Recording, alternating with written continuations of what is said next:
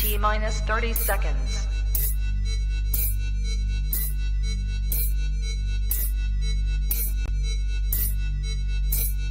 T minus 20 seconds.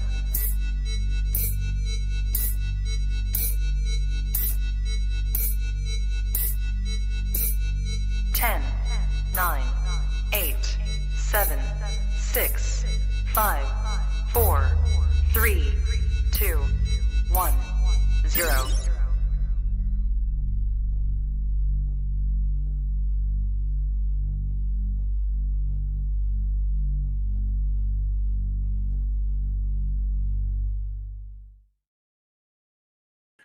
Trap Talk Reptile Network, coolest reptile network in the world. All in the Tree Tuesdays. Steve Fleming out of the Bay Area going down tonight for episode 560. What is good? I'm your boy MJ. If it's your first time tapping in, do me a favor. Let's get the likes up, especially if you're a chondro lover, designer lover. All right. If you're all about them red Neos, get the likes up, hit that subscribe button, hit that notification bell, select all. You'll be reminded of every single podcast dropped out of the Trap Talk Reptile Network 7 days a week. All right. You can listen to a lot of these episodes on all the major audio platforms, Apple Podcasts, Spotify, Buzzsprout. So wherever you listen to Trap Talk, thank you so much. Really means a lot. If you're looking to support this channel more than just watching episodes here on YouTube and on the audio platforms, please consider joining the Trap Talk Patreon family. You can do that by clicking the first link in description below. So as you join the Trap Talk Patreon family, you get connected to a Discord, awesome Discord, and amazing Instagram group chat with over 200 people to hang out with. So it's a good time. Please connect yourself with the best. And shout out to my Patreon members. You guys are the best. Shout out to all the early birds in the building tonight. Shout out to everyone in the live chats. If you have an important question, topic, or if you want to show some love, man, drop that super chat. Do not be shy. And first and foremost, make sure you go to usarc.org and become a member today. If you're not already, USARC numbers matter, especially when it comes to keeping your animal rights. So shout out to you if you support USARC. To become a member, again, just go to the third link in the description below. Go to usarc.org. Become a member as low as $5 a month, or just at least talk about it. All right. And shout out to anyone, again, out there who supports USARC. Thank you, Phil Goss, and the entire USARC team. Tonight's episode is brought to you by Mark Hager over at Texas Chondros, one of the best coming out of Texas for sure. OG in my heart. Definitely one of my very first mentors in the chondro game, and has helped many other people that I know. So thank you, Mark Hager, for putting on the best chondro keepers out of Texas on your page at TX Chondros on Instagram. And then if you want to see what he has coming availability-wise for the up-and-coming projects, go to texaschondros.com. All right? And just hit him up directly, too. He's one of the best guys, I'm telling you. He's really, really nice guy. Mark Hager. Thank you so much, Mark, for your support. Also, tonight's episode is brought to you by Blake Exotic Feeders, #1 quail in the game, straight to your doorstep, grown on his property, no third party, none of this, straight to you. All right. Thank you to Blake over at Blake Exotic Feeders for providing me and many, many other trappers and awesome keepers with organic quail. So thank you. Button quail also, mind you. All right. Tiniest quails you get your hands on for sure. So go to Blake Exotic Feeders on Instagram. Give him a follow, hit him up directly, let him know the trap sent you. And again, thank you so much, Blake, for your support. Also, tonight's episode is brought to you by SUNDOWN Reptiles. Brian Tucson, one of the best in the high-end gecko game, Abronia, gargoyle geckos. All right, not to mention the tree monitors he has on lock. I have a handful of Brian Tucson productions. I need more for sure. So if you're just like me and you're ready to get some, go to SUNDOWN Reptiles on Instagram, see what he has available. Right now is actually a good time and need to help out Brian right now with what he went through with the weather disasters over in North Carolina. So if there was an animal you're thinking about getting, go get it right now. SUNDOWN Reptiles, all right, on IG, or just head over straight to his website, see what he has available at sundownreptiles.com. Please go to his website, link in the description below. Last but not least, tonight's episode is brought to you by Focus Cube Habitats, #1 PVC enclosures in the game, Flexing, Texas, all day, every day. Thank you, Stephen. Thank you, Ashley, for creating 30+ different designs for people to put their reptiles in. What you see behind me, all Focus Cube Habitats, all right? Again, go to focuscubehabitats.com, and please go give him a follow on Instagram. Thank you so much, Stephen and Ashley. Ladies and gentlemen, the mayor, Bill Stiegel, and Marshall fucking Mendez in the building. What's up, fellas? What's happening? Hello, bros. Hey. How are y'all? First and foremost, Bill, my condolences on losing Jagger. We lost a legend this week. Quite heavy news, but then also you do feel some type of way about it. Why don't you give us your thoughts and some words on Jagger? Well, yeah, I appreciate it. A lot of people in the chat probably don't know it because I've only really told a few people. Just happened a couple of days ago. Still kind of trying to wrap my arms around it, my head around it. But yeah, it was more kind of a celebration with what an incredible animal he was. I knew this day was coming. He was, and I'm glad Marshall's here because Marshall Mendez produced Jagger. That's crazy. Jagger was MM0705. So he was 17 years old. I just seen his activity level decreasing. He did produce one clutch last year, but I could just tell, this was probably going to be his year. And sure enough, he really started to slow down last week. And he passed a couple of days ago. And so, it is what it is, circle of life. But I did reach out to Marshall. I also reached out to Matt Morris, who a lot of people don't know. Matt owned Jagger before I got my hands on him. And so I just started, doing some of the numbers on Jagger because he may not have been the most prolific male breeding chondro of all time, but he may have been. I don't know. Got to be up there for sure. Yeah. So I got his numbers: 13 clutches, 11 of those by me, 2 by Matt, 152 viable neos produced. Damn. 126 of those by me and 26 by Matt. Damn. And I have one of those, which is so cool just to think of that. Like I love, and I know a lot of people who are thinking about like, wow, I got Jaeger's fucking, offspring. I think that's a huge thing to be proud of at this point right now. To be part of that 150. That's awesome. Can you remind me, Marshall, is Jagger related to Versace? Is that his son or something, or no relation? No. Okay. No. All right. Now he's OS or Von Mierop, which was OS line, and by Hillary Webb. Hillary Webb produced the mom, and I don't recall. I mean, she used to work for Eugene, so I'm sure the parents also came from Eugene. The parents on the dam side. So yeah, he was basically Eugene Bissett OS line. Damn, that's epic. Well, there was. Are you talking about Versace? No, talking about Jagger. Jagger, well, yeah, Jagger had Von Mierop. Right. Yeah. Blood in him too from the sire, correct? Yeah. A lot of that. Jaeger's sire came from Eugene. Okay. So a lot of Eugene stuff has the Von Mierop and Trooper both. A lot of their older line stuff has the Von Mierop blood in it. Yeah. Von Mierop is the guy they were working with when they were trying to figure out the incubation, how to incubate, what temperatures, so on and so forth. And didn't you tell me that one of his daughters or kids or somebody reached out to you and wanted a baby from him? Yep. From his line? One of his daughters got a baby from me. It's had to have been 6 or 7 years ago now. Wow. And nice. A very special animal. She acquired it after he died. And okay. Just a very special animal to her, and it was really cool that I could put something in her hands. And it turned out to be awesome. It was a yellow baby. It turned out to be super high yellow. Nice.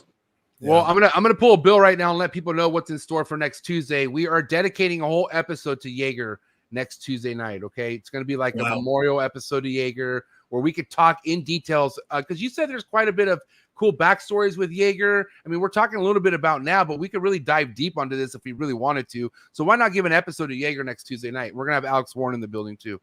Oh, that would be awesome. We could definitely spend an hour or two talking about Jagger and the animals that he's produced and in the past and how I acquired them. And really, I've said it many times before, my snake facility, is the house that Jagger built. Yeah. And what a name. So we need a sign. That has to be a sign now, bro. We have to get that. Someone needs to make a sign that needs to go up inside your building, I feel like. He's an inspirational story. So I'd love to share some of it, with the people, especially the people that are just getting into green trees of like what, if you have a vision or a dream, or if you just get super fucking lucky, what could happen. You get a little bit of both, you know what I mean? And listen, I'm excited for tonight's guest because at the end of the day, this is somebody I've been following at least for the last couple years. Super low-key guy, but really cool from what I know. Any of you guys know anything about Steve Fleming and the guests that we have tonight?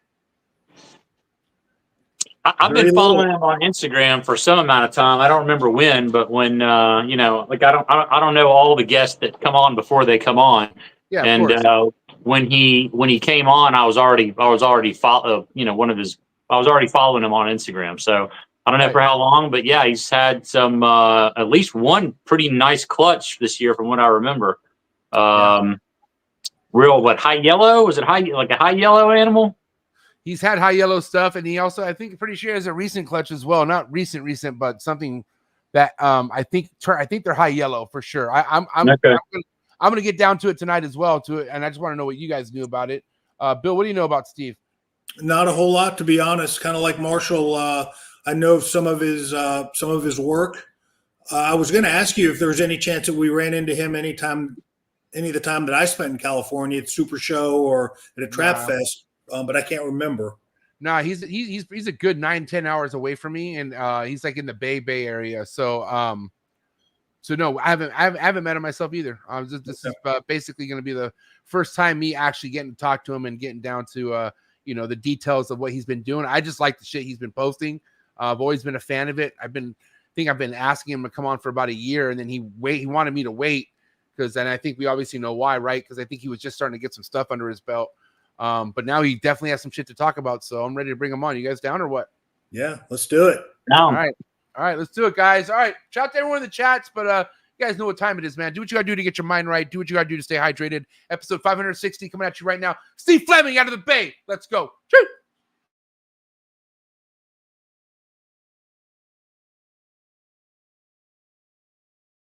Good. You ready for do more in the future? Trap Talk podcasts? Yes. Man.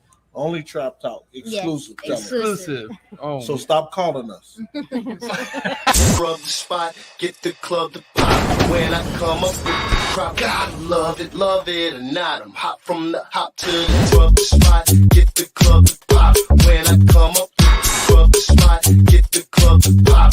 When I come up with the rub the spot, get the club to pop. When I come up with the rub the spot, get the club to pop. When I come up with everybody, we do it. Everybody, we do it.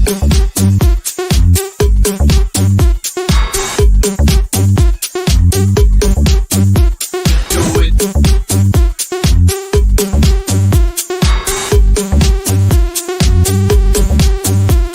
Do it.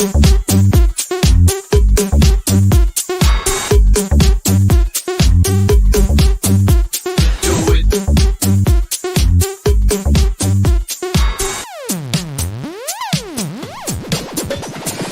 Rub the spot, get the club to pop. When I come up with the rub the spot, get the club to pop. When I come up with the rub the spot, get the club to pop. When I come up with the rub the spot, get the club to pop. When I come up. And we're live, episode 560. Steve Fleming in the building. What's up, Steve? What's going on? We lost Steve, what's Bill. up, man? We lost Bill. We lost Bill. Sorry. I don't know where Nice he to went. meet you. What's going on, man? Nice to have you here, Steve. Yeah, thank you for having me. I appreciate it. Yeah. So, I mean, obviously, Marshall's already been following your work. From what I know, Steve, you've been in the game. I guess not for many years, right? I mean, let's kind of get to that.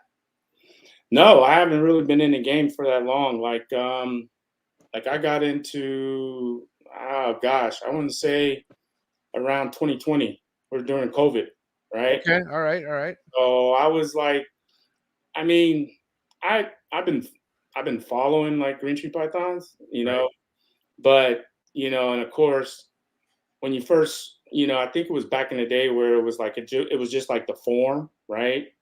And then of course I started seeing some stuff from like with Rich Cover at the time, what he was producing, of course, right? And then it was like, you know, oh shit, blue, right? Like, you know, but at the time, you know, I really didn't have the funds, you know, to sit there and say that I wanted to buy, you know, to get something like that. And, you know, and of course, you know, I had a lot of stuff going, you know, because I was in the military. So yeah, so 2020, I got into it. I did a lot of reading. I'm kind of I'm kind of a nerd in that aspect. So I did a lot of deep diving online. And then, of course, I read Greg Maxwell's book cover to cover during that time. Yeah. And then, I realized that the best way to continue to get information and to get the knowledge, I finally in 2020, that's when I got a Facebook and Instagram account, believe it or not. Wow. Okay. But as far as you even getting in the radar of breeding, like what were some of the things you ran into? Like what actually connected the dots for you in your head that there was even like a thing out there for snakes and especially the chondros, right? Because I always feel like the chondros is quite the special snake out of all snakes to be keeping. So I'm wondering why the chondros? Well, if you look at chondros, everyone say like they're a hard snake to keep, right? Here's Bill, by the way, Steve. Hey, Bill. Nice Steve. Good to see you, man. You too. Yeah, you hear that, but if you understand basic husbandry type stuff, they're not that complex, right? It's when you do get into the breeding part where it's like, okay, that's a different monster, it's a different animal, right? Yeah.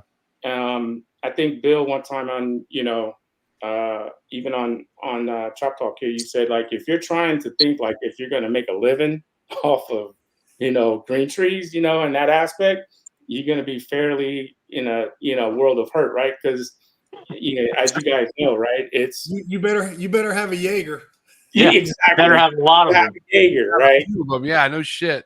You have to be able to have some animals like that, and so I got into it, and believe it or not, the first person who I reached out to, and I have a long laundry list. When I'm talking about when I take in the knowledge and educate, I'm absorbing it. Like I have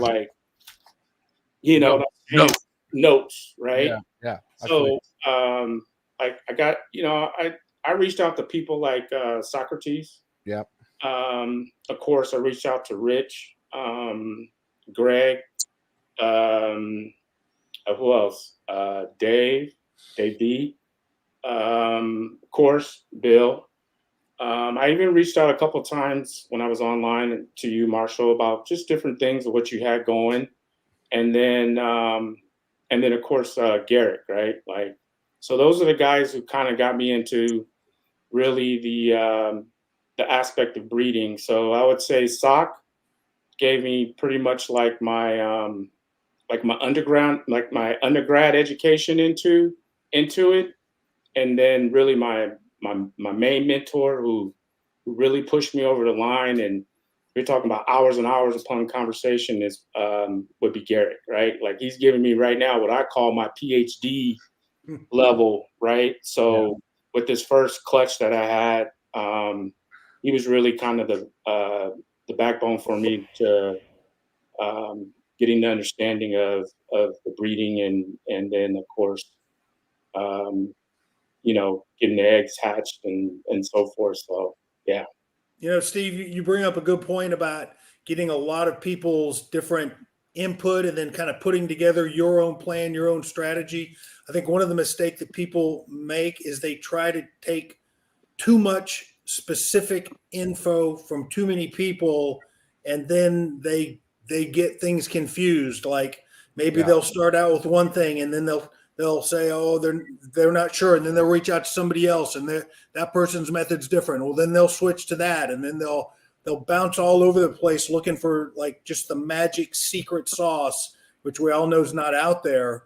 Right. I think it's important to get a lot of different opinions and then formulate your own plan. But then once that's formulated, again, kind of do what you did, maybe one mentor, and really, when you have questions or, very, very specific details, kind of go with that and don't bounce around a lot. Yeah. And that's exactly what I did. I mean, like, for example, like one of the things that like you told me a while back, when I was first starting, getting a bunch of the GTPs was just be patient, right? Like, and this is a patient game, right? Whether you're establishing these little bastards, right, to raising your stuff and raising your stock up, is being patient. And then, you know, I'll tell like some of the folks that actually bought, you know, some of them are new, and I said, look, you know, take your time, you know, and then get your knowledge, right, and learn, you know, because this believe it or not, out of snakes that I've actually kept, these guys will keep you on your toes, and you can continually like learn, you know, as you go along. But you're right? I mean, get that mentorship, right? Like, you know, that's one thing I can say in this community particularly. There's a lot of folks out there that are willing to mentor you if you're willing to learn, right? And you're willing to listen. And you put that shit in the application, right? Just don't tell me like, hey, okay, I'm telling you to do this, but then your ass turn around and go do that, right? Like that's why the beauty about everything, because it's an art we're talking about right now, guys. Because I mean, look who I keep myself with, you know, as far as my circle of friends, some of the best in the chondro game. I've gotten advice, hands-on advice from Bill, hands-on advice from Marshall, Ryan Young, Gary, Sock. I'm talking hours on hours between all these guys, and nothing really matters until that shit's happening in front of your face. And I feel like a lot of people, why they're searching for advice, is because they're not there yet. Maybe they're about to get, maybe they have an ovulation, or they even have eggs, but they don't know what it's like to hatch out a clutch. And the last thing they want to do is fuck it all up. But that's going to happen regardless. Like, even if it's not this clutch, it's going to be one clutch. You know what I mean? And I think people but they want to avoid failure so bad. And like I said, you could have the best of the best being your neighbors, and it doesn't matter until you know what it's like to pull a fucking clutch, what it's like to adjust the incubator when it's getting too hot or too cold, like things to look for. Like, there's a lot of things that come with just seeing what's happening to the clutch in front of you. Like, would you guys agree to that? Like, Bill, don't you think like it's a hands-on thing that really helps you master this whole breeding thing of chondros, right? You can't anticipate every little scenario that comes along. No. And even when things are going perfect, there's this little voice in the back of your mind that's saying somehow things aren't going perfect. I should change something. I feel like I need to do something. Exactly. I certainly I must do something. It's day 20, you know. Certainly I must do something. Yeah. You know, so yes. And I think I did that one time. I think I hit up Sock and I was like, all right, and Garrick, and I was like, hey, you know, blah, blah, blah. And Garrick's like, bro, just fucking leave it alone. Yeah, and then Sock's like, you know how Sock is, right? Like he's gonna break it down to you in a way. And he was like, bro, just relax. Yeah. I mean, I just remember the days I'd look in that egg box. Oh, there's too much humidity. Oh, there's not enough humidity. You know, they're dimpled. They're not dimpled. You know, oh no, what do I do? Yeah. I mean, the main thing when you're getting advice from, you know, a bunch of people is you have to understand that everybody has a different way of getting to the kind of the same place, and it's the concepts that you have to understand, not necessarily, you know, the exact path that you take to get there, because everyone's is going to be a little bit different. But the concept, you know, what is an egg supposed to look like? Okay, when do you need to know when to, you know, if you're going to change something, when is the right time to do it? And the only time, you know, the only way you learn that is by actually looking at it. You know, you look at them every day and you can tell, okay, this one maybe looks a little bit different than yesterday. And it's only day 10 and they're starting to dimple already. Okay, well then maybe in that case you need to take some action. But, you know, until you're actually looking at them every day and like, you know, like MJ said, it's kind of a feel thing, you know, you kind of just got to get a feel for it.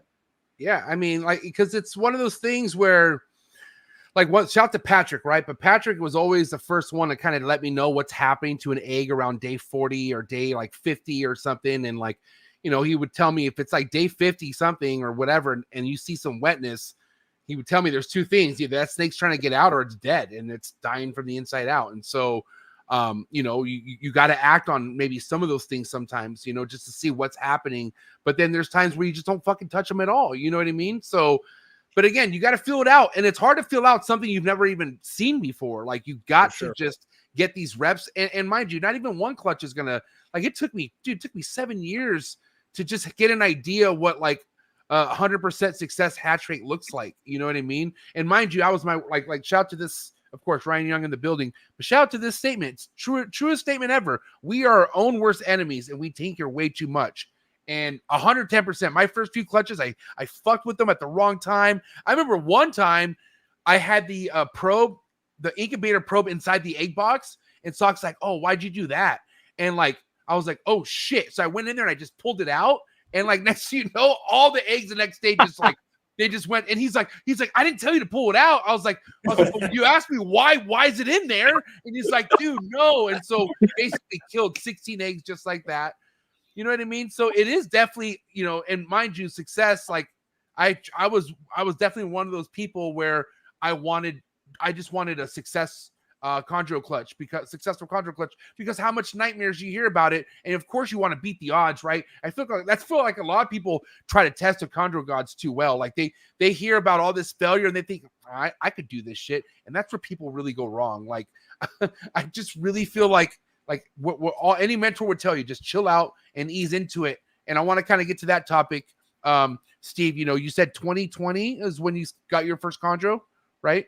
Yeah. 2020, and that was 2020 was the first time I got my chondro, and that's, like I said, that's during the time where me and Sock were, you know, chatting. Yeah, you know, he was breaking it down to me, like, you know, difference, you know, why you want to look for, you know, red babies, yellow babies, you know, getting into the different, you know, to Biak, to Mano, and all this different things, and then at the time, Lottery Reptile, Sabrina, right? Oh, cool couple. She ended up posting the female, my Skemet, my female that just produced the eggs for me. She ended up posting it on her webpage. And so I hit him up. I was like, bro, like, what do you think? And he was like, what's the baby picture? You know, and you know, what it looked like as a Neo. I showed him. He was like, yeah, do it. And then I end up getting her, and she's a high yellow female. That's her right there, right? Is she over a clutch of eggs right here? Yeah, she's over a clutch of eggs right there. Wow. And so you bought her as an adult? No, I bought her as like gosh, she was probably about 5 months, and she was kind of maybe 5 or 6 months, and she was going through the OCC stage, and I think Sabrina with that clutch was trying to get that tricolor kind of look with it. Yeah.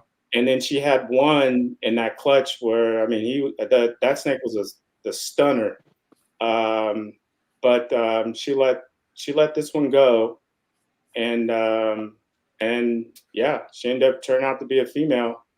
Wow. So how many eggs? So I ended up getting funny story about that. I ended up getting 18 eggs out of it. Wow. Okay. Yeah, and I probably, like I said, you know, I feel that I probably did some rookie mistakes because, and I don't know, because I like with when I saw her laying, right, and I came in, and it was like 2 o'clock in the morning, and I called Garrett, right, blew up his fucking phone, bro, you know, at 2 a.m. But you know, Garrett was up. I'm sure. Yeah, he was. Garrett was up, right? Because sometimes we would be talking till 3, 4 o'clock, sometimes in the morning, you know. Damn. And so he was up, right?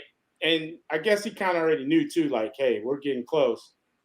And because I was telling him like, hey, she's really, you know, sniffing around that egg box.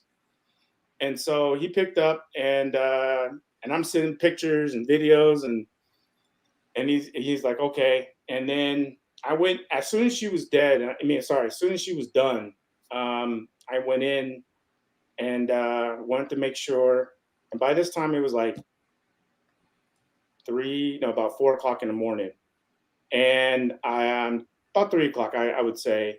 And so then, of course, I pulled her off the eggs, and I did, you know, put her in a warm water bath, you know, made sure she wasn't egg bound, you know, did all the steps that, you know, that I was taught, you know, and I think when I started candling, right, I could see some of the veins,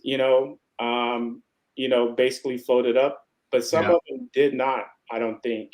And I think that was kind of like the ones that she probably had just were like our last few eggs. And so one of them, I ended up losing an egg, but it could, like I said, it was probably my fault and not being, again, going back to Bill, patient, right? Like just having the patience with things.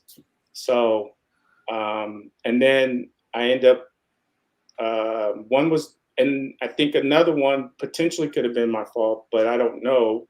It was deformed. So I had to, put out his misery. It was its tail and stuff like that. But I mean, that snake was, oh my God, it was probably one of the best looking ones, I'm assuming. That's usually how it is. It looked like number 6, one that I actually sold to a private, to a person. He bought about 3 or 4. Wow. Yeah. That's nice. Right there. It looked very similar to that That's same. crazy. And I was like, God. Like, even the diamonds are red. That's I've never seen the diamonds that red before. Like I've seen them super orange, but like that's crazy right there, bro. Yeah. And what's the pairing on these? The yellow snake paired to what? This one right here, the other yellow one right here. I don't know if you could kind of see it, Marshall, but they're paired up. Basically, they look identical almost. This is the pairing, right? Steve? Oh, I didn't realize there was 2 there. Okay. Yeah, I see. Yeah. So that pairing was that pairing was from, who was it? So it was Seth, so Anubis Reptile, right? So I am a big fan of Egyptian culture. I went to go see the pyramids and just blew my mind, right? Nice. So everything in my line will typically have these funky names, but they're named after Egyptian goddess or gods. Nice. Okay. That's cool. So I'm trying to think. So that one was, so that's Skemet, the female, and Seth. And Seth is from the House of Blue Moon. And wait, Garrick makes yellow snakes like this? Like I really? Like this is from Garrick? So the male is from Garrick. And wow, I don't know. Yeah. I guess I don't know my man's stuff. That's my boy, and I didn't know he had high yellow stuff like this out there. I didn't know that. Yeah. So interesting. That's so cool. Yeah. So Seth is from it's a high yellow male, and he's from Blue Moon and 6. Blue Moon, yeah, from Blue Moon and Ivy. Yeah. So he's a Womena Biak. Right. And then the female is a Manokwari, a Mano Biak. So that high yellow female is a Manokwari Biak? Yep. What? Yep. And so Sabrina, so here's, you know how like some people say like, okay, it's phenotype and then of course genetics, right? Like, and with this particular pairing, right, the genetics are, I mean, they're fucking fresh as they can be, right? I mean, because Sabrina's at lottery, the sire Blizzard, he was, I believe he was a wild-caught male, and then the dam Storm, who unfortunately she lost, was a undocumented Biak too. So yeah, so of course who Blue Moon is, right? And then Garrick has Ivy, and end up pairing. I think I sent you some pictures. I can pull them up. Pictures of Seth. He's that guy is like, Garrick would want him back. Like, sorry, Garrick, but I know you want him back. Which one is Seth? Is he a high yellow? He's a high yellow. Were these yellow or red Neos? I don't know. They were red Neos. Both red Neos? Both red Neos, all red clutch. That's what I'm talking about. Yeah. So yeah, Is this him? Yeah, that's him. All right, cool. Wow. That's him. So, you know, he has, you know, of course he has the blue moon blood in him. And then of course, like, you know, let me, you know, Pat Holmes, right? Like, big shout out to Pat, because Pat made me a believer in Beox, right? Like, and that's what he does. You know what I'm saying? And now that I can see like how, you know, the Beox can just be that outliner type blood if you're trying to do something, like, you know, and the fact that, you know, I was completely shocked that, you know, you would think that, you know, that the clutch that was produced, that they were all, you would think it would come from something like maybe, you know, blue, because, you know, but maybe that was the blue moon side of it. I don't know. But I mean, the intensity and the deep red, I mean, deep reds, like blacks that were coming out of the clutch I was highly happy. So it's amazing to think that those animals will most likely, like you said, turn yellow and not blue or not melanistic. Yeah. So that one is that is actually a sibling from Seth, right? So this is another Garrick production. That's another Garrick production. Jeez, bro. Yeah, and that's a female, and you can see the green, but she has a very, which is kind of hard to capture, but she has like a blue hue to her. I could see it. Yeah. It's minimal through a picture, but I know exactly what you're talking about. Right. It's kind of what makes even almost BX in general, bro. Like a really nice looking BX does not do justice via pictures on social media. Like, you know what I mean? And then also a lot of the animals. I mean, even seeing Bill's animals in person and Marshall's animals in person, like, you guys know, like, photos don't do any justice for these things at all. No doubt. So that's a myth, and she's a female, and you know, it's like, you know, I mean, I could breed her obviously, but you know, like, I don't have right now anything kind of like, you know, I'm not really looking to do sibling to sibling right now, which I could get something pretty funky.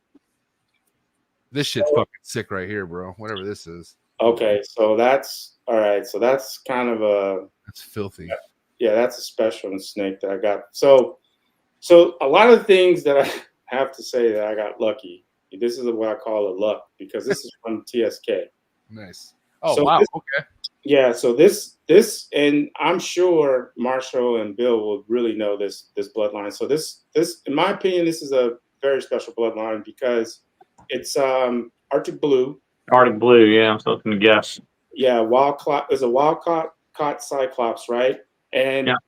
Okay, so Arctic Blue, I believe. So Arctic Blue was paired to Jade, right? Which was by Kirk Mills, right? Wow, I don't know. Okay. Well, Jade. Rob Whirl had a Jade line too, so I don't. I'm not sure. Okay. Yeah, it was. I'm trying to think of the because they gave me a lineage. So Arctic Blue was paired to Jade, and then it produced Arctic Blue's daughter. So then TSK paired Arctic Blue back to his daughter, which was quote unquote Arctic Blue, which produced that snake, Isis. And this same snake, I mean, I like these pictures right here as well, because you could see like more of the blue also. But this is Isis, right? Same snake. Obviously, you just want to confirm. Yes, that's Isis. Wow. TSK for people that don't know is the snake keeper. That's the Sutherland. Sutherlands, yeah. Sutherland. They were instrumental early in the Chondro game, way before I got in. Pioneers. Maybe even before Marshall got in, right? The Sutherlands were involved in Chondros before you, Marshall? I don't know. I know they started off in ball pythons, and I think they went to chondros after. So I mean, the TSK Xanthic line, that's where it started, was with them. I'm pretty sure. Yeah. So I think they were ball python people first, and then moved into chondros. I could be wrong about that, but that's what I remember.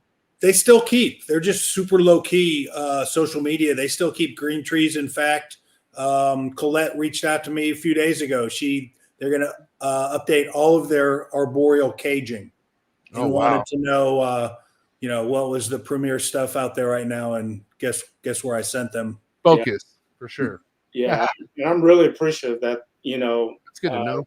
They allowed me to have that snake. I think mainly because I'm a relatively small keeper. Like everything that pretty much that I have is in my office right now. Yeah. So I don't have a very wide collection, and I think that was part of the deciding factor for them over there. So, I mean, you could keep this shit small and sweet and fucking still bang out some amazing shit. Obviously, I mean, that's kind of what you're doing. I think that's the beauty of chondros, because, a lot of other people, well, not other people, a lot of other kind of species you could want to breed tends to take up a lot of space. And yeah, sure, if you want a lot of adults that take up a lot of space, but if you think about like just working with a tight, small group of chondros that you are really passionate about, and then just producing a bunch of babies with it, unless you want to be Marshall and hold back all the babies, and that's gonna be a problem. But there's nothing wrong with that neither. No, nothing at all. No, God, I thrive to be something like that someday.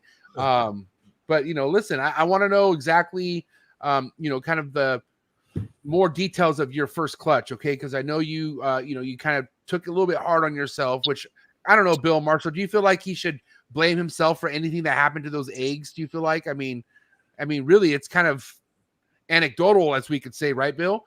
Yeah, absolutely. You're speaking my language now. Yeah, I haven't heard anything, where you made any glaring mistakes like pulling the temperature probe out of the incubation box mid incubation cycle. So I think you might be being a little hard on yourself there. No. Garrick schooled me real hard on that part. Like I said, I mean, and I think you said it. You hit the, Garrick said, look, hey. This shit's gonna happen. Welcome to the game. I think as I,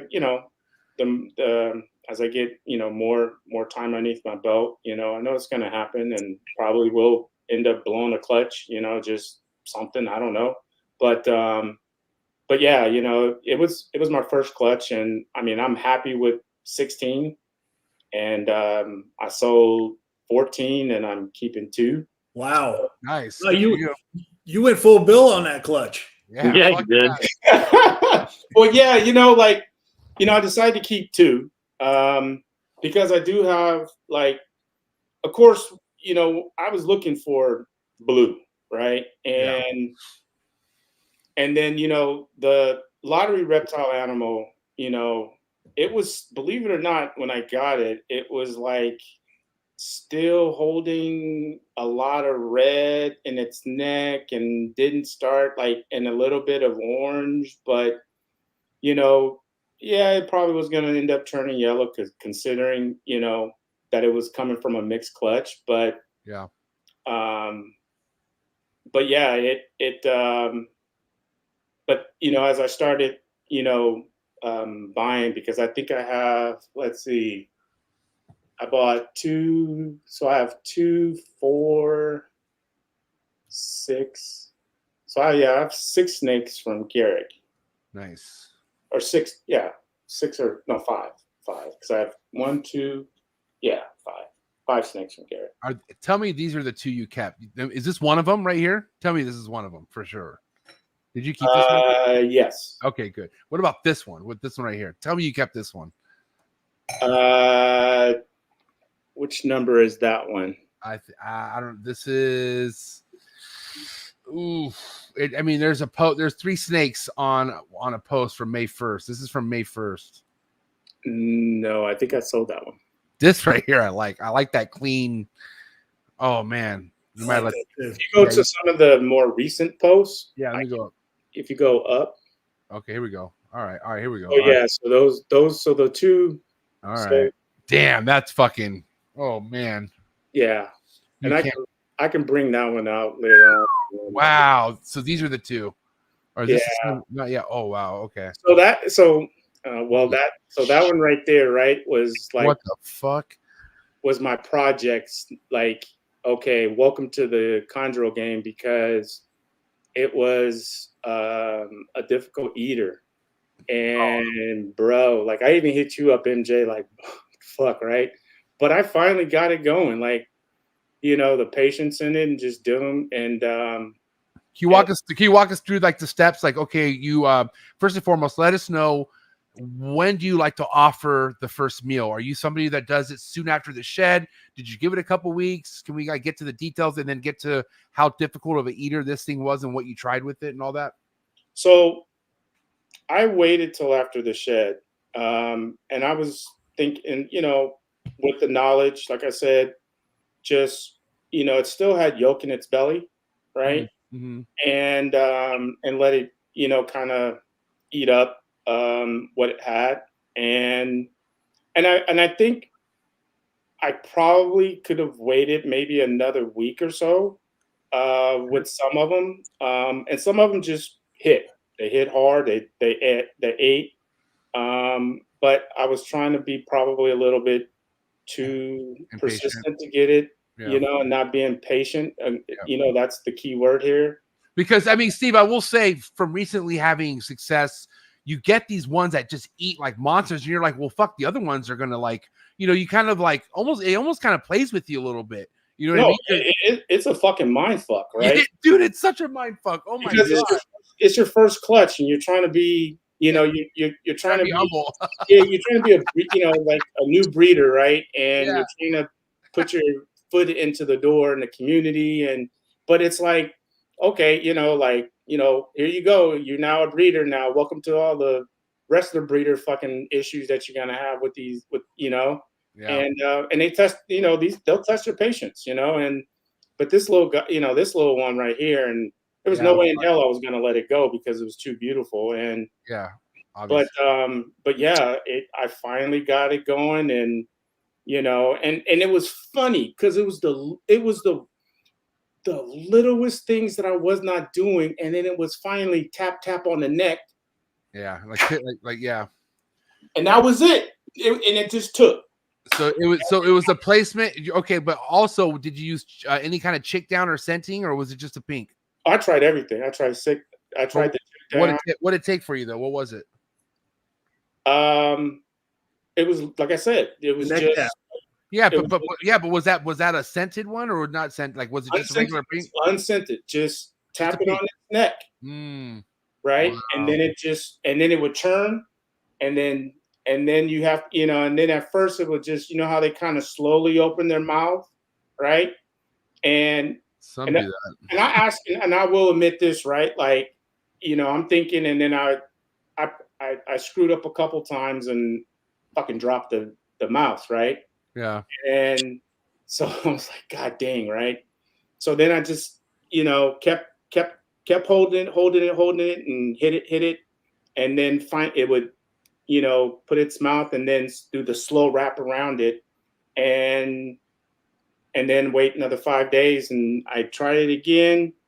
And then it, and that seemed to be the magic for the snake. So it was even going as far as wrapping for you and just not eating it. It would just wrap it and just let it go. Is what you're saying? That's what it was doing to you? No. Well, initially, right in the beginning, I was actually having to force feed it, and I thought I was doing psychological, emotional damage to the dang snake. Emotional damage. Well, only to yourself, Steve. Only to yourself. Exactly. Yeah, but probably so, right? So I'm like, you're gonna get, because I'm 6'5", right? And I got big hands, tiny right? little fucking snake.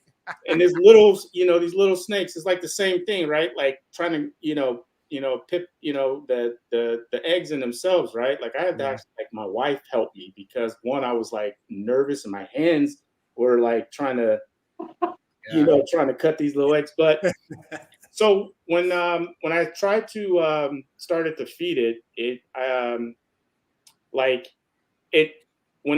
it was kind of reluctant. It just kind of like, how they just kind of like open their mouth a little bit, and then And then it was just like, okay, and then I dropped the mouse, right?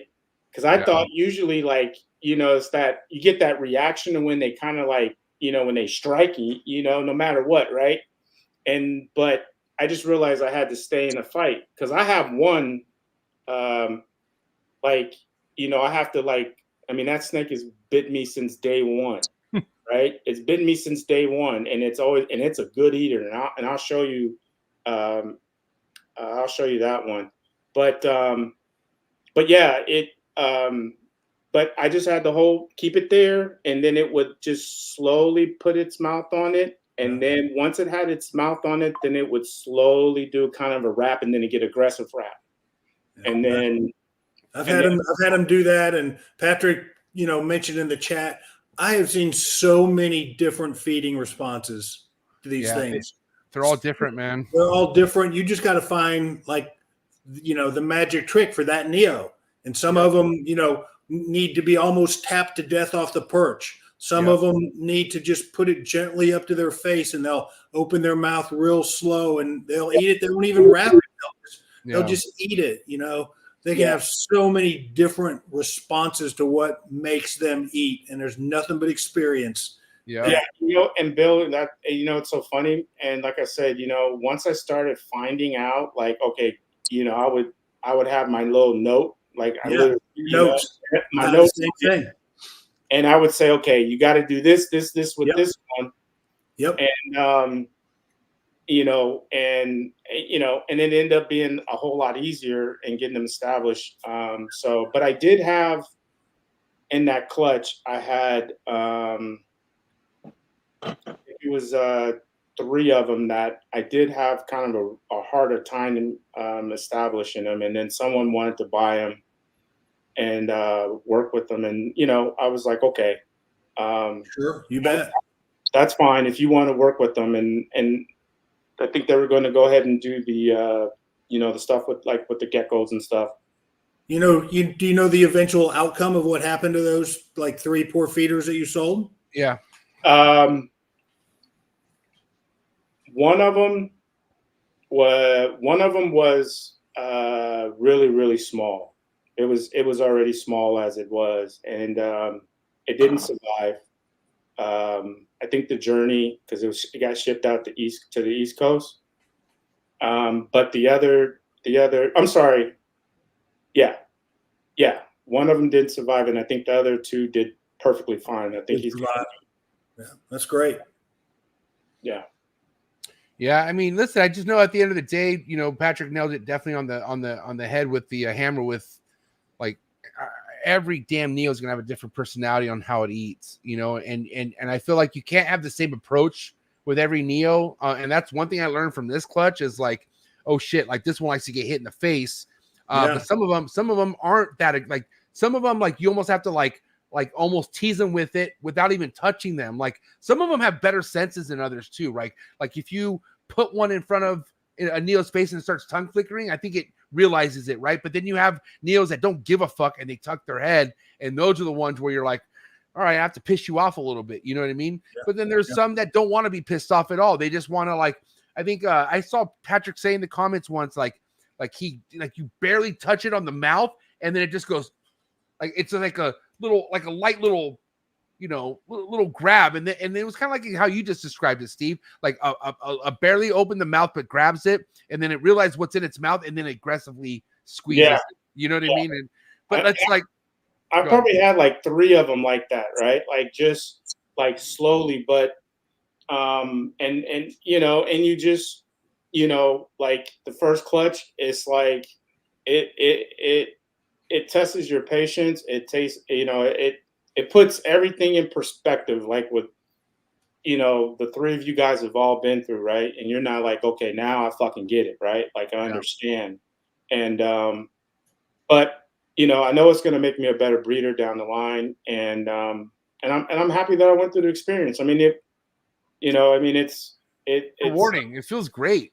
It does actually feel great, you know, to bring in like these little guys like this, you know. I mean, I was really happy with it. So hey guys, what do you? Go ahead, Marshall. I was going to say you just got to learn the lesson when you can.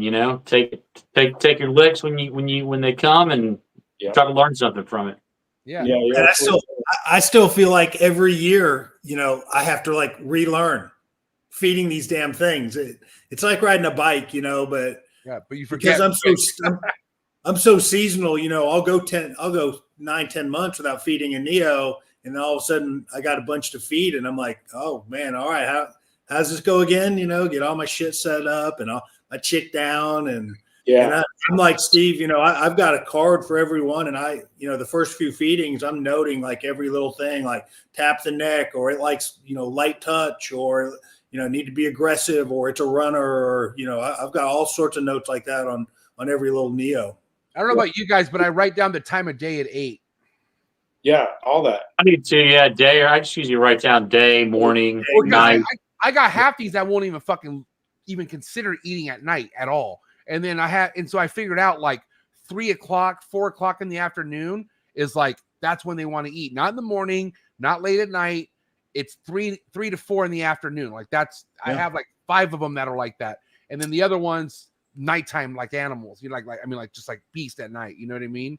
Yeah. So I have one I had one that was literally 12 a.m. to 1 a.m. Kind of like it was a late feeder, right? No offense, I'm not staying up that late. I got things to do in the morning. You know what I mean? Listen, 4 o'clock in the afternoon, stretching it for me, man.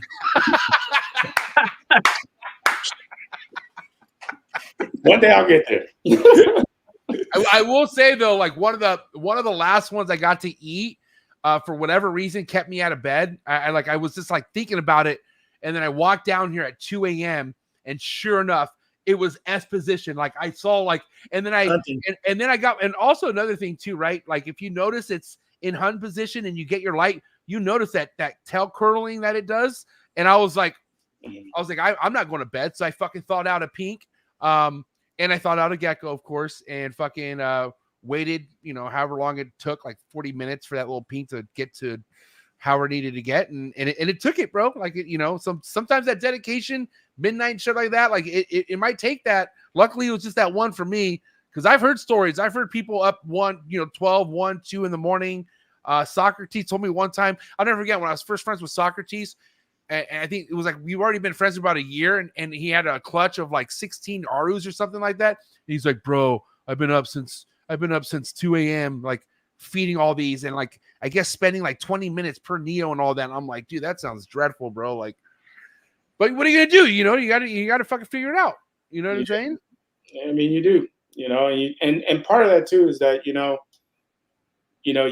there's a process of where you just have to figure it the fuck out, right? Like if you want to do it, just sink or swim.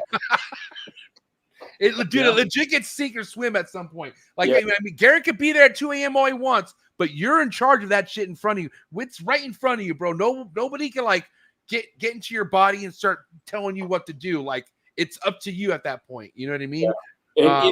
And I was at a point to where like it was a couple of them like fucking Garrett, like, hey, dude, like you might have to fly up to the bay, bro, because fucking at my wits ends with like.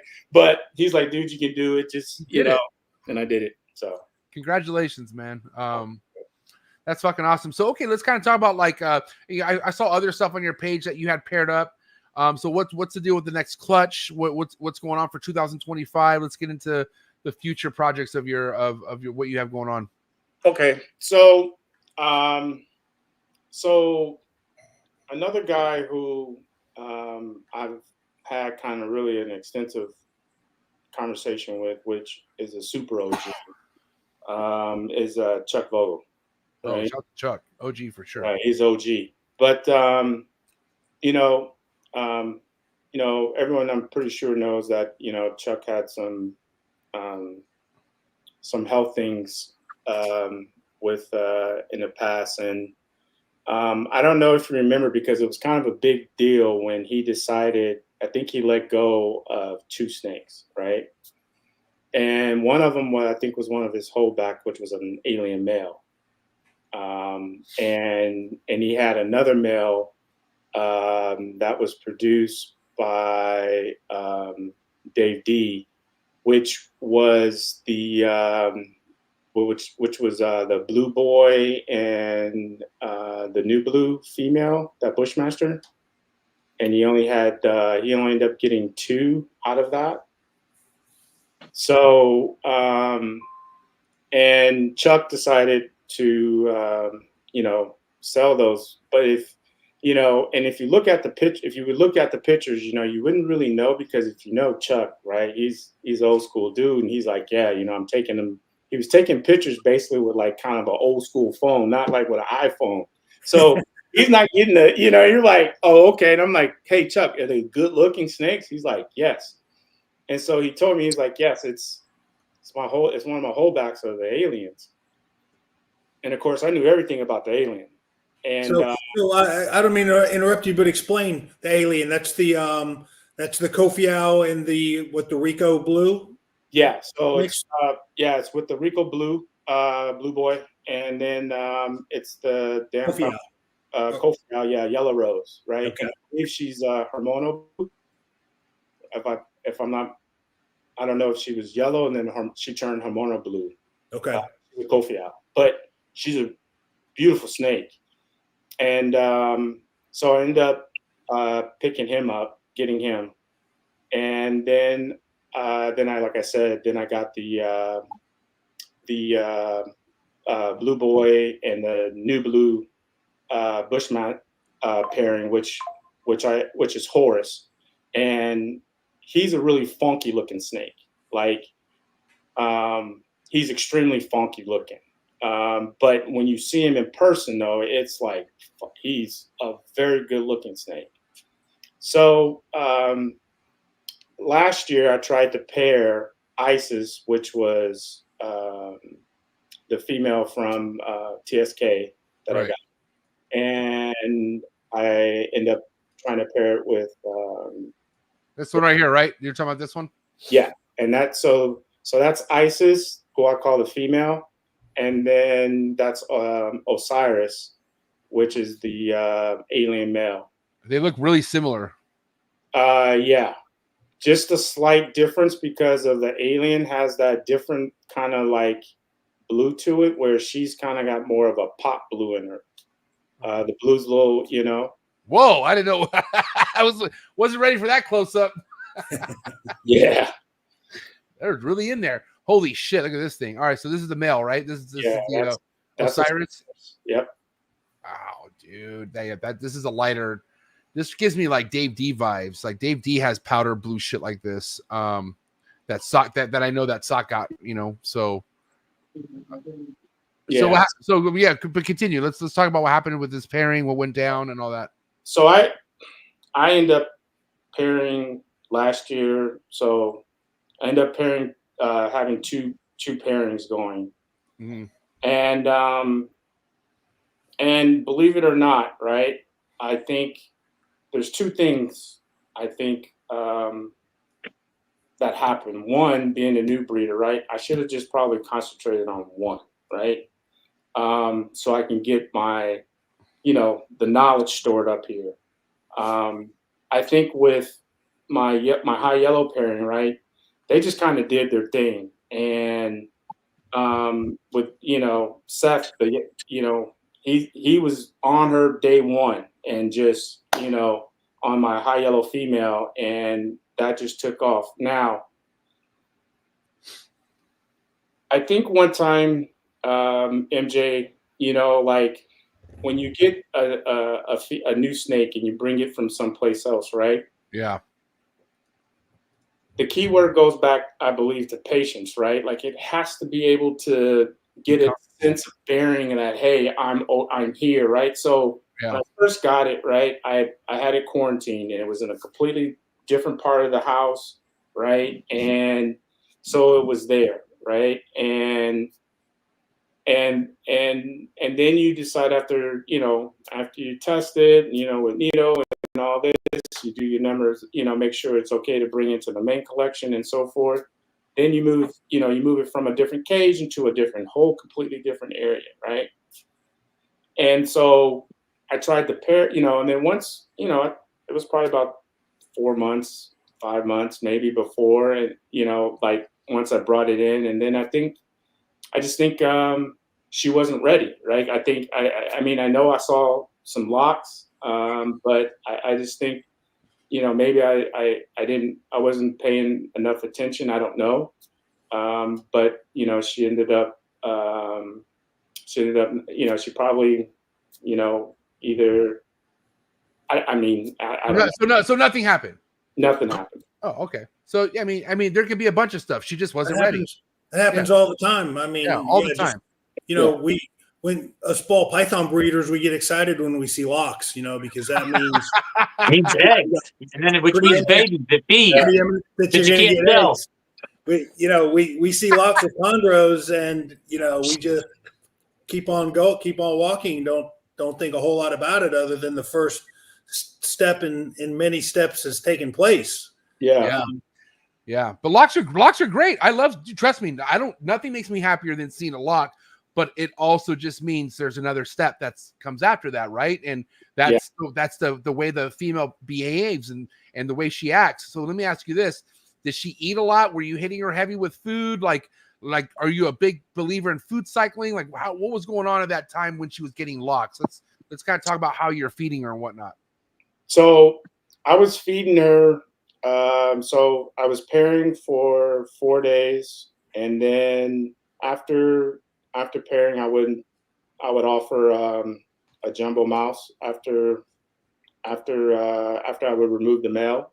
So you would get some locks, and he would disconnect, and then you would pull him and then feed, is what you're saying? Yeah, and then after 4 days, I basically did 4 days with pairing, 3 days removed. 4 days, 3 days, 4 days. What if they were like, because you know how there's a lot of courting that goes on, right? So what if the male is kind of like either close to her or like kind of like, you know, they're not locked, but like, what if he was near her? Were you still pulling her after 4 days? Yeah, and there goes. I wouldn't have done that. Exactly, that goes where the fuck up is, right? And it makes sense. It makes sense because, you know, just because you don't see action happening, like they could have been, you know, getting down to business like 20 minutes before you walked in or something. You know what I mean? Like I've noticed for sure males getting down and then quickly like unlocking, going back to perching. But definitely leaving them alone is crucial. But also what's important is making sure that she's eating still, right? So were you just giving her one jumbo mouse every time you were pulling, or how often were you giving her jumbo mouses? I was giving her jumbo mouse every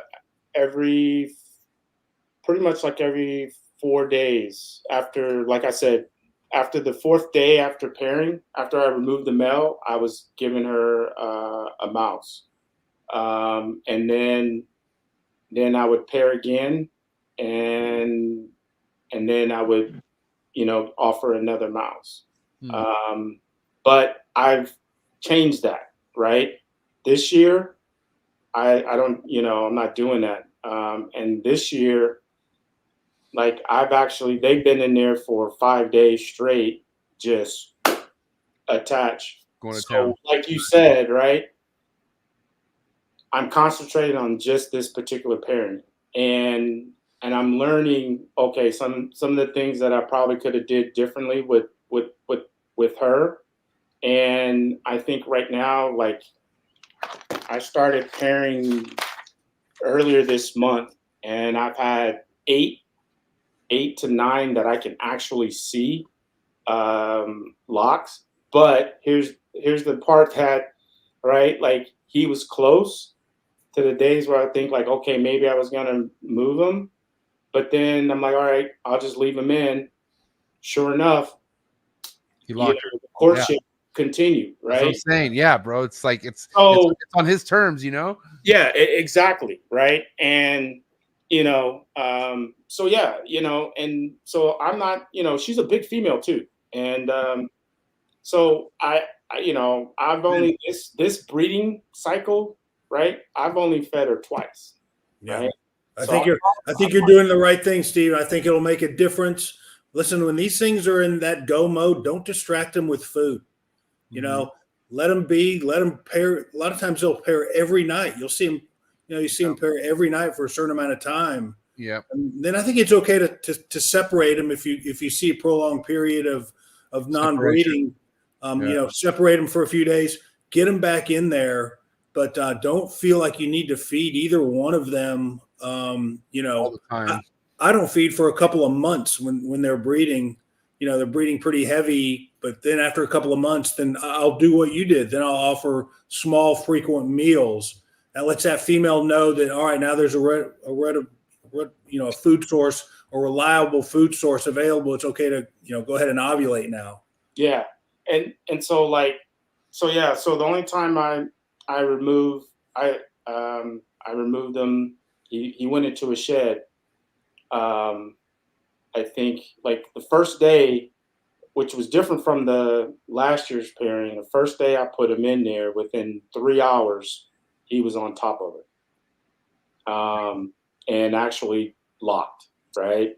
And they went for 6 days, and then he went into a shed. And so then I put him back in, and he was in there for 5 days or whatever.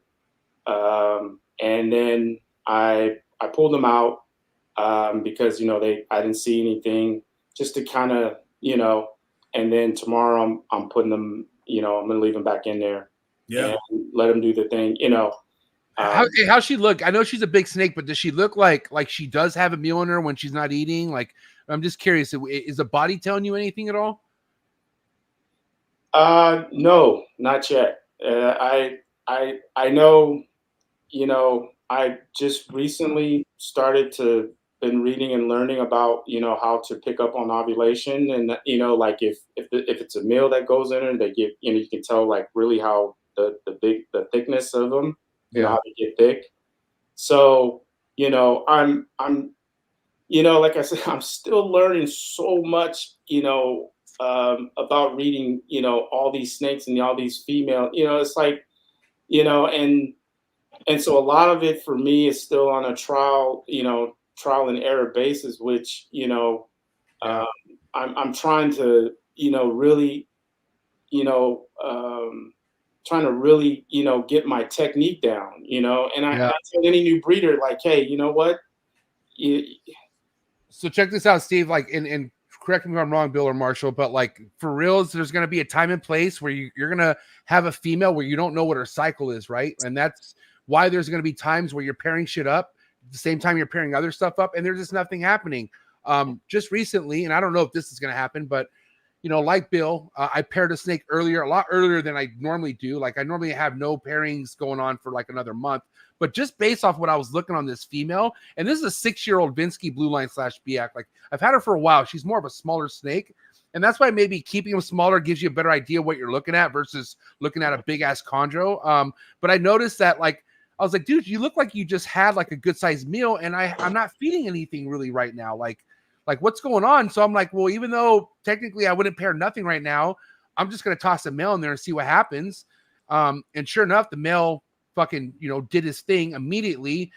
And then now I notice like she has a little bit of a hunger, like a pep in her step now, a lot more than she normally does. You know what I mean? So I've been feeding her a little bit more, and now I'm starting to see things in the body for the first time, Steve. Like, and mind you, I've heard like Socrates is a big oh, I paired her up because I could look at the snake, and I'm like, how are you looking at? Like, what are you looking at? And I never understood it.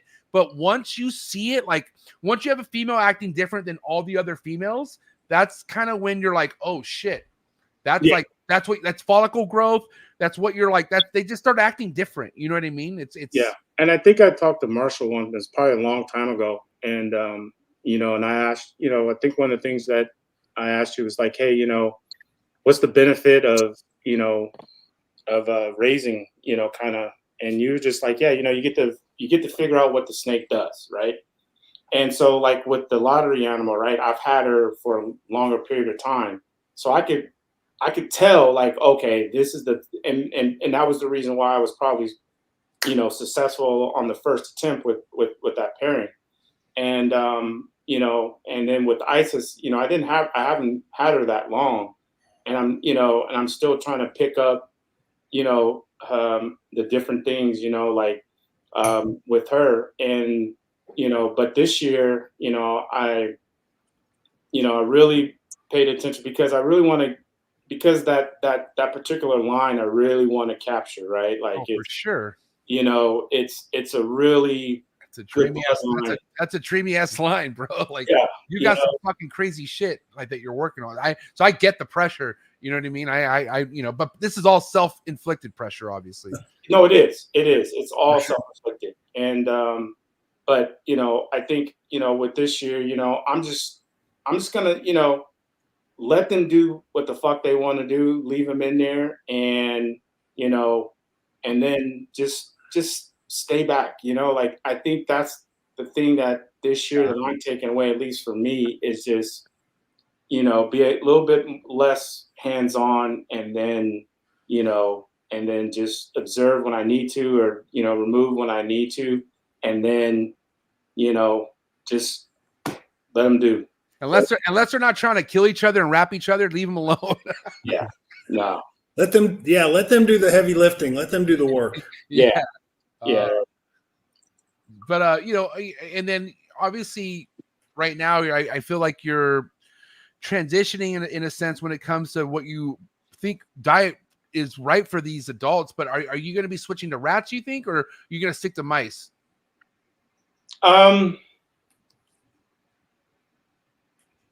Because Garrett does rats, right? He's definitely a rat guy, from what I know. Yeah, Garrett does rats. He does rats. Garrett introduces, if my mind, I'm trying to think on. He introduces a rat after if a female poops, right? Wait, say that again. If a female defecates, that's when he feeds them. Yeah. Yeah, I think he offers a rat, and I think part of that also too is because of with rats also, which, you know, I can't break down the science and I could be wrong, so don't hate me, Garrett, but you know, it's sometimes with the ability of maybe calcium and you know be able to produce calcium for the eggs and so forth. Yeah.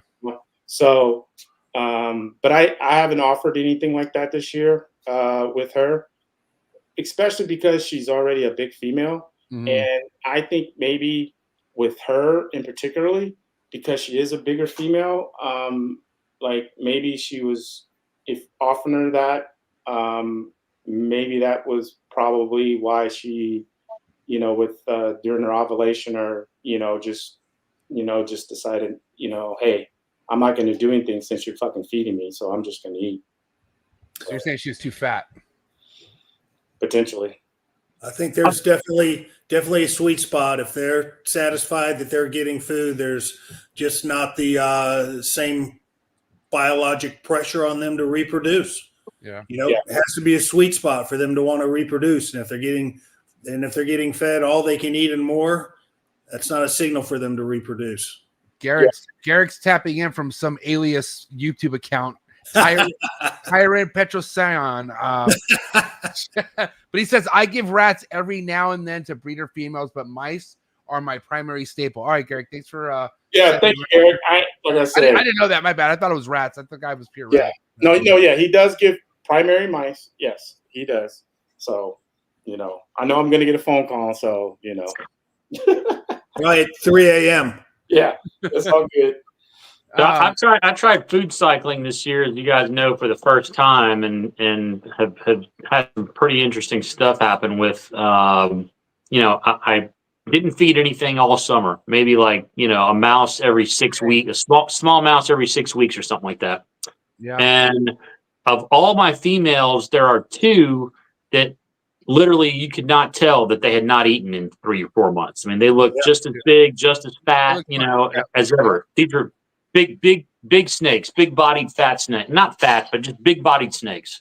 Big back, big bone. They're big. They're not fat. They're big bone. Big bone. So I paired some stuff up when the temperatures got cool a few weeks ago, and those two snakes immediately locked. None of the other ones did. Immediately locked, and they maybe took one meal and have been off food ever since. Nice. So who knows what that means? I was kind of surprised that that they would immediately I mean, it seems like the timing could be off. I don't know. I guess Marshall, we'll. Are they still locking, Marshall, or are they Yeah. no interest in the male? Well, one of them is not locking anymore. Despite I put the male, took him in and out, put him put him back and forth a few times, and this thing is usually just like a savage feeder. I mean, like has grabbed my hand multiple times. Telling you, that's a very good sign. I've seen that happen. I'm telling you. Yeah. It's just odd that they would go into their reproductive cycle after 3 or 4 months of having no food. Yeah. Yeah, and that's and Marshall, that's how this female is too, right? Like, it's like, she's the one where it's kind of like, okay, and this goes because I know you're going to always ask this, MJ, but What? So like she's the kind of like snake where it's like you have to put like a freaking shield, right? Because she's gonna lash out at you, right? Trying to get you in. Got a right? couple of those. So like sometimes it's like, I do like a little quick like warm water just to kind of like, like, hey, boom, I just hit her head with a little bit of warm water just to kind of bring her back, because sometimes I've had her literally outside the cage just trying to, like, she'll jump outside the cage. Now I have like these huge tongs, just for her, right? 36-inch forceps. No, yeah, like they're huge, right? So just to get her, just to kind of like calm her down a little bit, but then, but she's one of those, type eaters, So, but during, like you said, like, now, that I'm not, I'm not feeding her. I've only, since this entire month, she's only had one feeding. But Marshall, don't you feel like you're able to track things a lot easier now that there's less feeding involved? Like, don't you feel it's kind of almost like I mean, what do you feel about it? I don't know. I mean, it'll be interesting to see what happens. Either they're going to lay clutches or they're going to lay slugs at this point. I mean, I've never had a female go off feed that has not gone on to lay something or be sick, I mean, Marshall, think about what's happening. Like, I just try to picture what's happening in the wild. So this snake has been breeding, reproducing, limited food source. Okay. Now all of a sudden you offer her a meal and she eats. Okay. Yeah. I just try to picture like what's going on. Okay. This is a signal to her. All right. It's springtime now. The rodents are going to be back. The rainy season's over, going to be adequate food source. It's okay to have these babies because there's going to be food sources available for them. It's just odd that it only took one feeding for that to happen. Yeah. I don't know. We'll see. We'll see how it goes. But also, I've seen it. Check it happens to me a lot. But also, Marshall, you have to think about what you just said, how the females don't look like they were cycled at all. Like, it looks like they don't. Yeah. Right. So those fatty reserves, like, they stay there. They're there for a reason. And they're there for a reason. And maybe she didn't need much as far as more meals for it to kick into gear, which would, like, think about, like, less food for a snake that doesn't need that much could only mean one thing. That's healthier for that animal for sure. And that meal's not for her, Marshall. No, that meal's for her babies. Okay. Right. That meal is signaling to her that it's okay for me to have offspring now. Yep. Yep. And the whole idea of her being an aggressive eater, like, that she's usually a pig and now acting like that, like, this is, that's kind of my approach with the snakes that Chad sent me. I mean, I showed you guys, Bill, you saw how big these fucking snakes are. They're gigantic. Massive. And he's never had success. He's never had a successful clutch. I can wonder why. I mean, I'm just saying, like, maybe she's a fat ass, and that's what we got to limit how much food goes in. So, I mean, I've only fed these things twice since I've had them, and I've had them for, I think, 4 months. And I, they don't look like they're losing any weight. They look perfectly like how they were when they came in. So I'm hoping I get the same kind of results you do. But again, we don't know, Marshall, right? Like, this is a new thing for you. And, normally you have your females eating a lot more going into clutches. So I'm excited to see. I'm excited to see what happens for you. I think I'm expecting good results. I think. Me too. Yeah. I hope you're right. We'll see. All right, listen. Wrap up topic time. I'll go first, and then Marshall or Bill. But let me ask you real quick. Overall, Steve, right now you're in the military still or no longer? No longer. Okay. What do you do for a 9 to 5? Like, what's your like, when you're not obsessing over clutches and whatnot, what is it that you do? I'm retired. You're retired? Nice. Good for you. That's awesome. Perfect. That's fucking epic. I did, So, okay. I did contract. I did, you know, after the military, I did contract work. Awesome. You know, and went that side of it, and then you know, my wife gave me an ultimatum, like, you know, There you go. keep. It was one ultimatum, like, hey, you know, I'm tired of patching you up, and from the military side, and you know, send you on your way, and then, you know, then going into the defense contract side, and then being gone. So, Wow. so I'm retired. Well, good for you. Well, listen, let's talk about the growth side of things in the next 5 years. Okay, if you can kind of think, let's think best case scenario, because I want best case scenario for you. You kind of get a better understanding as far as pairing goes. You start getting better results. But like, how many clutches do you see yourself producing? Like, do you feel like you'll keep it like small boutique status, or do you ever want to get to the point where you got enough to vend at a show or something? You know. I don't think I want to be a show breeder per se. I think I want to be more of a boutique. I want to produce, you know, quality. Not, I shouldn't say a boutique. I mean, a show breeder doesn't, but I just want to like healthy bloodlines, right? I know it's, you know, it's really hard for a lot of people to, you know, with the import side of things, and I just want to be able to have, you know, just get fresh stuff, and I want to keep my bloodline in a sense to where, you know, it's healthy, it's fresh. If, you know, occasionally if I'm trying to, you know, really want to try and get into doing some of the, you know, projects, and then, you know, do some, you know, line breeding and stuff like that, I definitely will do that.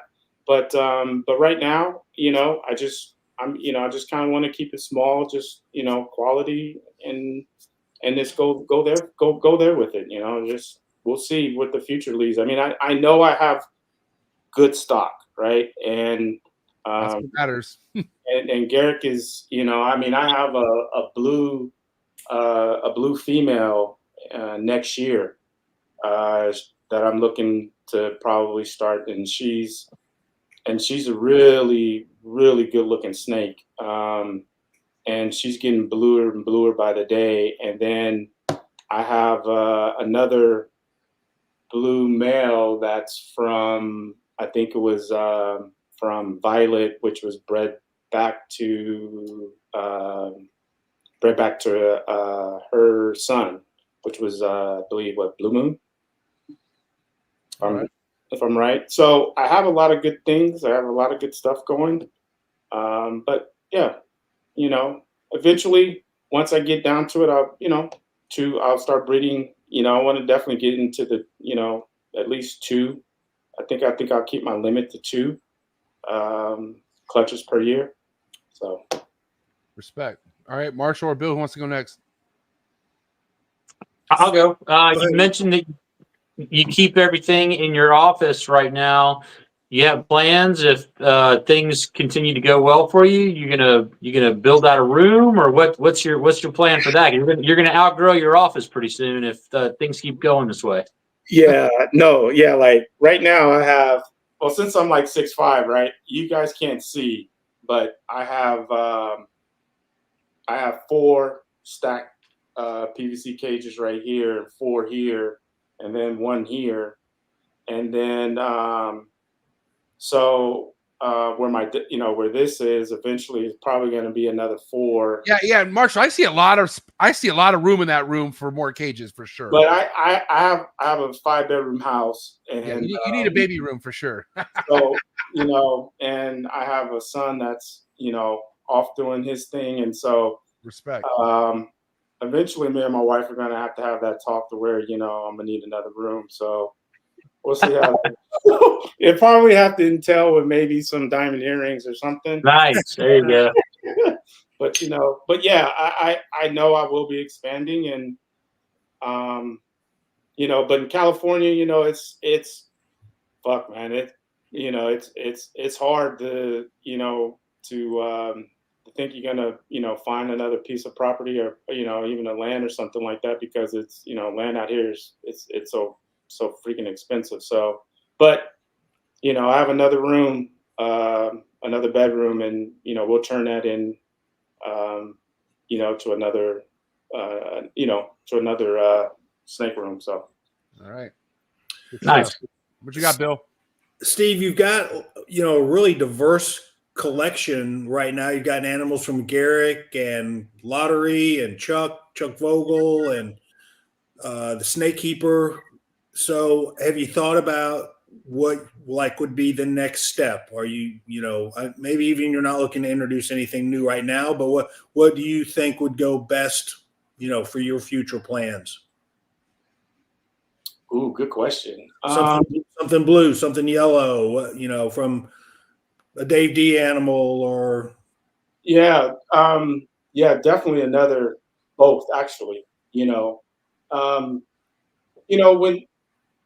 initially when you start your collection, right, you start the collection and,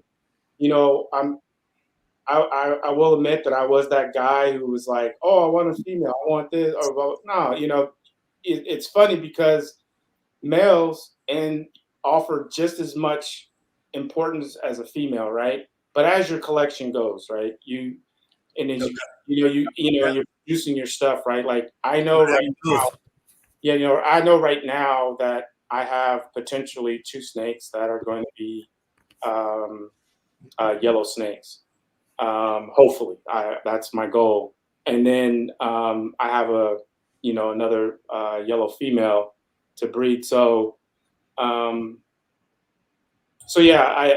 definitely want, I can be a little bit more picky about the things that I want to look at, which I know can be more on the pricier end because now you're looking for this. But if something that just comes out that's really good, that someone's producing from either one of you guys or Dave or all the other breeders, then if it's something that I want to get, then I'm just going to get it. And then are you thinking like blue? Like blue's your focus?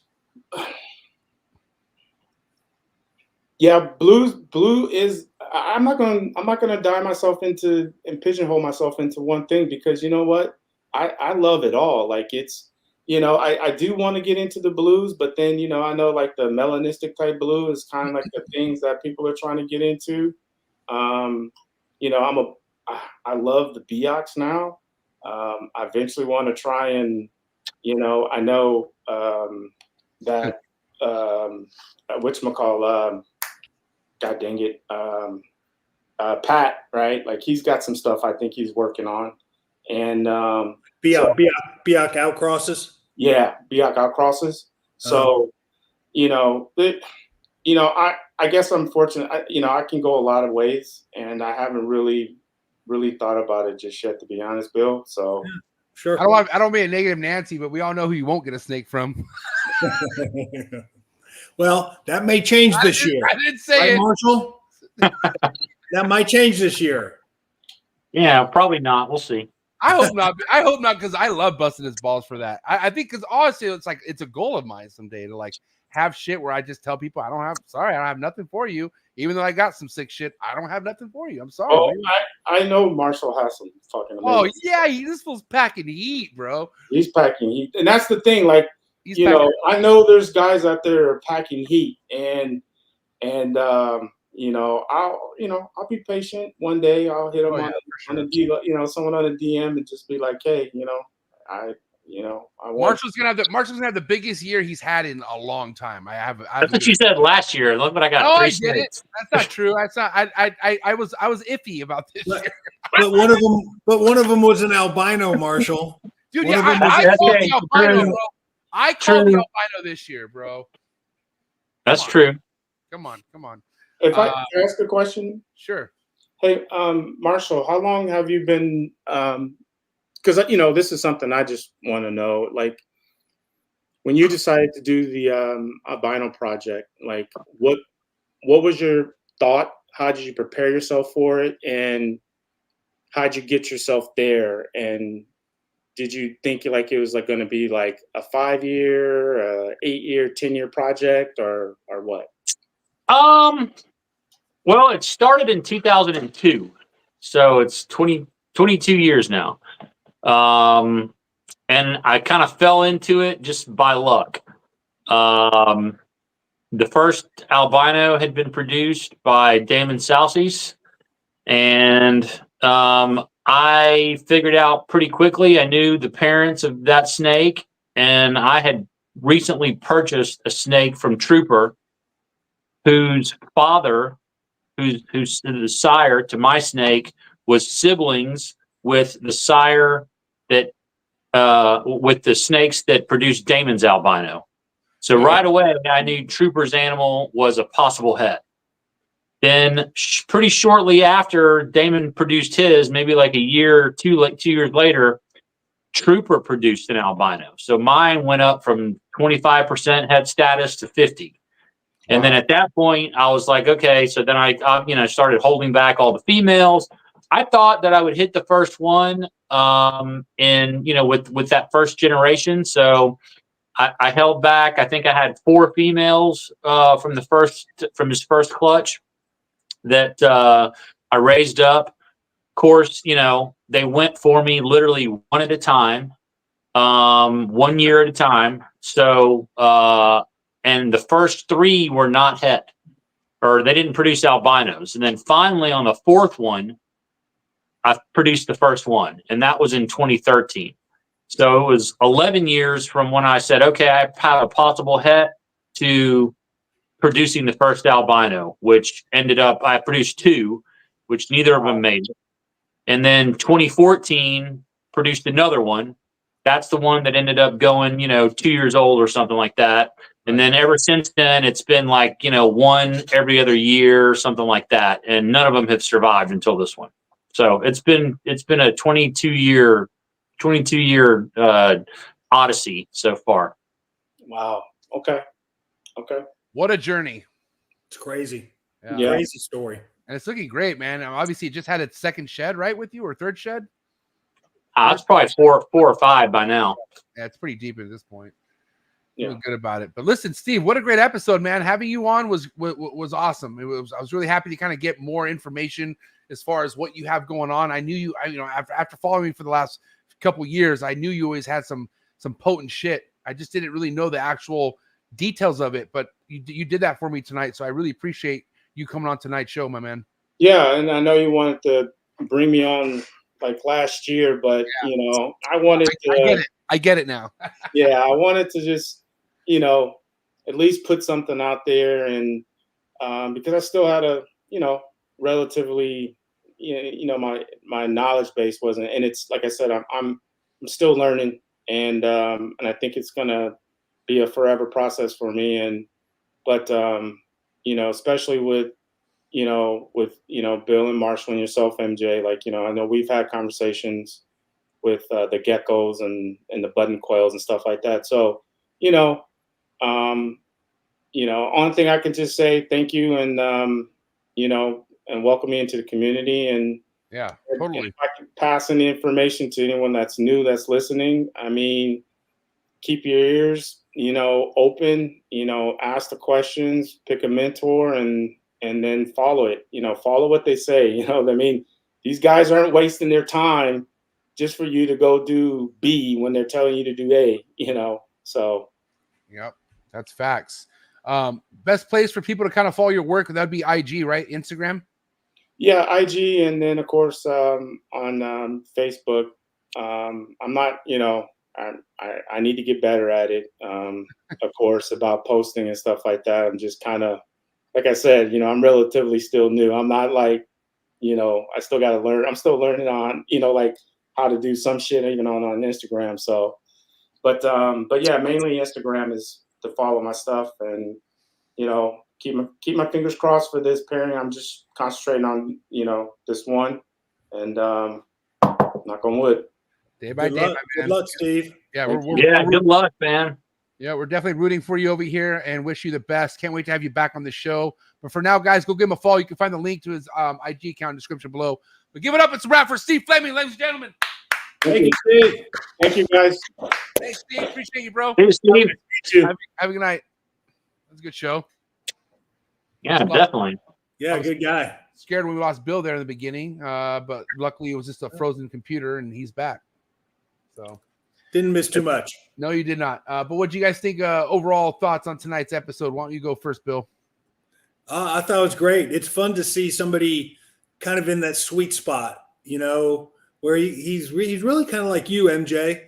You know, he's just gotten his feet wet, produced his first clutch. He's learning. He's passionate. He hasn't turned into an overnight know-it-all. He still realizes, like we would all tell you, Marshall will still tell you, he's still learning. Hell, Marshall's doing things different now than he did 10 years ago. We're all still learning, and should always be adapting. And it's just kind of cool to see somebody like just kind of in the sweet spot of keeping right now. He's optimistic. He's got those like big eyes, those big plans, but he's in. You call this a honeymoon stage, right? Like for sure, like honeymoon stage. He's on cloud nine right now. Yeah, for sure. But he also realizes the pitfalls that await him.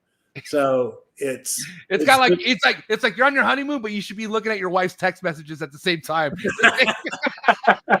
You can't trust her. Oh my God. It's kind of that scary, but yeah.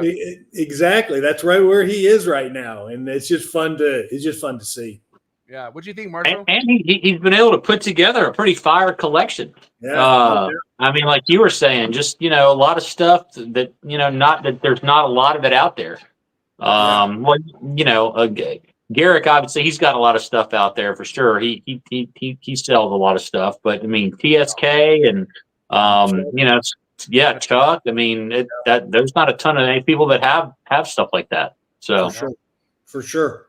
That's like stars have to align type of thing. You know what I mean? Like that's right. You got to be in the right place, the right time, have the money. See the ad, or sounds like he's done the right thing and kind of forged relationships with a few kind of good people to know, and I'm sure that's probably had something to do with it too.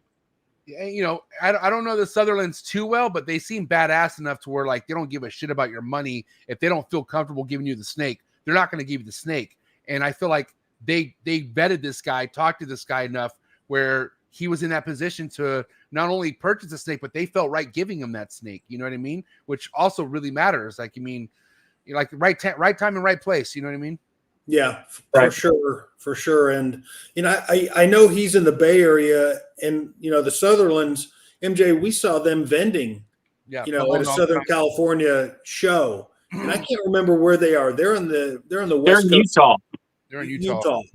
So it may, again, have been a geographic thing. Maybe, he came across them, at an expo or something like that, and got to meet them and know them or something like that.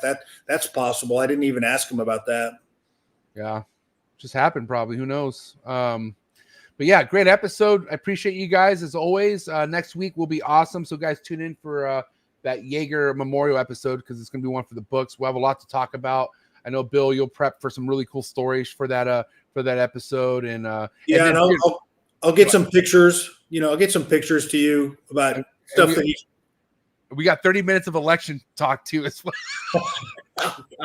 Oh my God. We have to go a little bit back and forth, at least a little bit, Marshall. Come on. We just got to look at the polls. We just got to see what's happening. That's it. That's all. We're going to have MSNBC in the background for Marshall to watch. His polls are going to show different than what we see. Kamala's winning. It'll be a good episode, but yeah. It'll be all fun, man. We have a good time with it. And again, I appreciate you guys. Red Mountain Herbs on Instagram and Phoenix Reptiles, of course, the mayor. But give it up for Bill Stiegel and Marshall Mendez, ladies and gentlemen. Have a good night, boys. See you guys next week. See you next time. Peace. Thank you so much for joining us on this All in the Tree Tuesday episode. I had a great time hanging out with Steve Fleming, getting to know his projects, and the fact that he's closely tied with a lot of the people who've mentored me. I mean, every name that he mentioned, Bill Stiegel, Marshall Mendez, of course, Garrick, Socrates, those are all close individuals of mine who helped me get to where I'm at with the Chondro game, especially Garrick. I will tell you right now, man, Garrick really, really set me up for success with incubation. I have to give it to him for sure. So, but guys, thank you so much for all the love and support. Again, please consider joining the Trap Talk Patreon family. Join the Patreon family tonight. Click that first link in the description below. Connect to the Discord. Connect to the Instagram group chat. New merch is coming. That's right. I got new Trap Talk merch. I'm releasing something so sick. I'm about to bring some good memories back. All right, but please, Patreon members, get the merch. I only don't get the merch to nobody else but Patreon members and to any guests who've been on the show. So come join the family. You guys are awesome. Appreciate all the love and support in the chats. You guys are beautiful. I'll catch you here tomorrow for Cush's Corner. That's right. Every Wednesday right here on the Trap Talk Network. You're going to catch Cush's Corner. It's going to be one for the books, all right? Episode 33. But we got episode 560 in the book. Steve Fleming. Check him out on Instagram. Link in the description below. Have a good night, and I'm out. Cheers.